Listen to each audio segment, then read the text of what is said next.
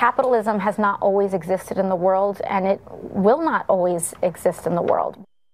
But do these folks who live in America, do they truly understand what it's like living in a socialist country? Here with the perspective is our panel of immigrants, all of whom fled countries for the American way of life. Republican strategist and attorney Peter Limaj from Albania, campus reforms Nikita Vladimirov from Russia, and small business owner Dina Rubio of Nicaragua. Thank you all for being with us. Thank you for having us. You're welcome. Thank you. I'm reading all of the notes that you guys have said to our producers, and just some of it's so horrific. Nikita, I'll start with you because I'm reading that you spent a large portion of your life living under democratic socialist state and saw many of your family members die because of this. Can you go into more detail about that? Well, absolutely. In Russia, we have a single-payer healthcare system, which is a socialist program that survived the collapse of the Soviet Union, and many of my family members, particularly my grandmothers who are older, cannot get basic healthcare treatment.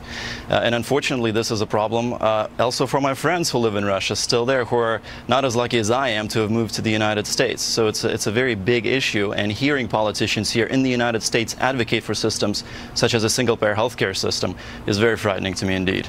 Dina, I've seen videos that aren't even supposed to leave Nicaragua of what's going on down there right now, and the leaders there don't want any of these videos out, but I'm seeing people, journalists being killed on the streets in your country. Tell us what you escaped from.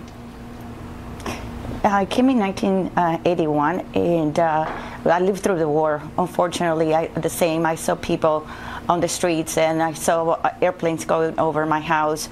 So people were trying to escape the communism, but they've been there since 1979. So for 40 years, it took 40 years for the people to wake up and realize that it is another type of dictatorship what they have.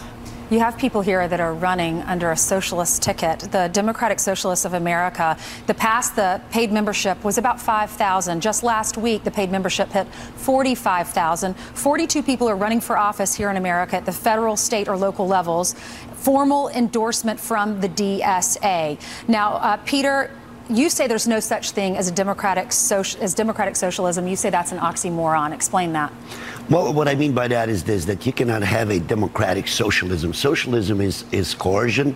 Socialism is force. You cannot establish a system that people don't want without using power. What happened in the 1940s when communists came to Albania, the first thing that they did, they disarmed the population, and the moment they disarmed the population, got rid of the freedom of speech, and then they started coercing people, forcing them to comply with the requirements of a communist regime or socialist regime. And anyone who disagreed with them was subjected to arrests, to tortures, to internment camps. My family paid a price because of that, because we disagreed with the socialist regime. My entire family was taken to a concentration camp where my father was tortured to death.